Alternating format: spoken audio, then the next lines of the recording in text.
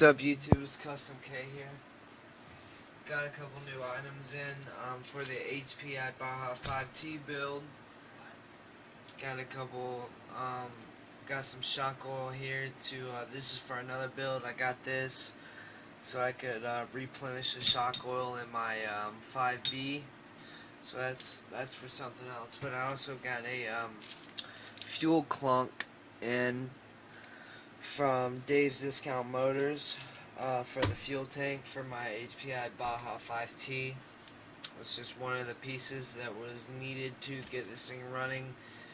The old clunk was nasty, it was corroded, it was falling apart, and I just, you know, it was time to replace it.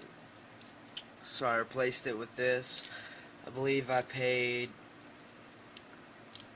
I don't know, $5, $6. No, it wasn't too much. It was a fair price. So if you need something along these lines, definitely check out Dave's Discount Motors.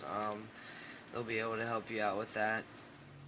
What's up, guys? It's Kustom K here.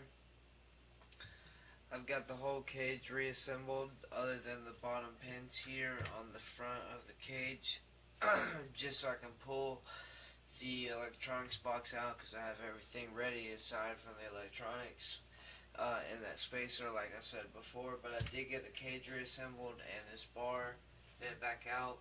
I told you guys I'd get some before and after pictures, so I'll carry you over here and show you this bar now so you guys can see it. There it is.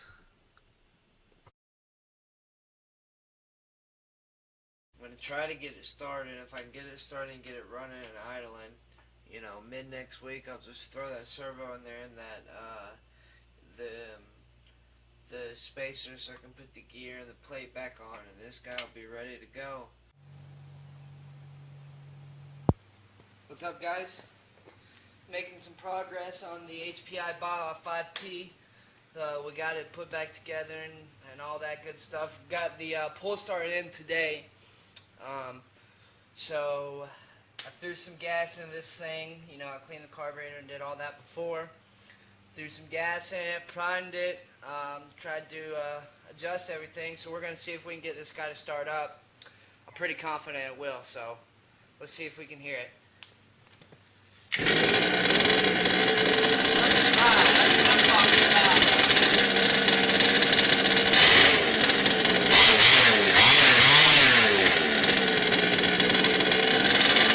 Still need to put on the pinion gear, adjust the carburetor a little bit, bring that idle down. But aside from that, start it right up.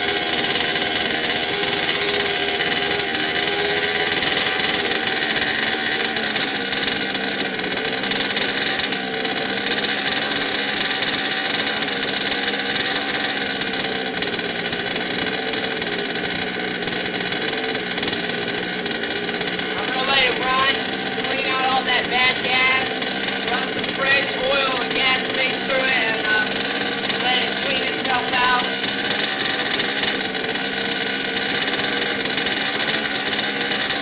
So we're making good progress. Now that's all that's left is the steering servo, and this guy will be ready to run.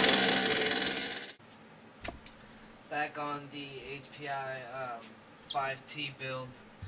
Finally got the steering servo in today, so I'm going to be throwing it in real quick and finally, hopefully, getting to see this thing drive. I'm going to test now, and it looks like the old servo horn, not a big surprise, doesn't fit the new servo. So I'm going to be using this servo horn they gave me if it works. It's huge. But, you know, I mean, this is a gigantic servo horn. So is the other one, the X or the Cross. They're just massive. So I have a couple other servo horns that came in my HPI kit that I'm going to be needing anyways for the little spacer for the servo. So I'm going to grab that now. Basically comes with a bunch of different servo horns and also a certain piece in here that spaces the servo into the correct position, because I guess not all servos quarter scale servos are the same size. I'm familiar with it now because my other Baja had it, but at first, you know, I thought the servo was too small, and I almost basically threw the servo away until I found out that you need this piece right here. Comes in the basic servo kit from HPI. Basically is what it does is one of these ways it sits on there and it spaces over your servo so it fits properly. So I'm going to do that now and try to find a servo horn that fits.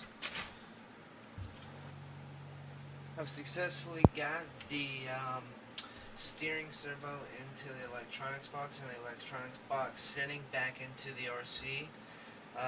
I'll go ahead and cut it on just to show you guys. So I've already bound it as well. So I cut both the receiver and the transmitter on. They should connect. Okay, so once they've connected, I haven't lifted up here. I don't want to dry steer my servo. This is an off-brand servo. It is a little slow.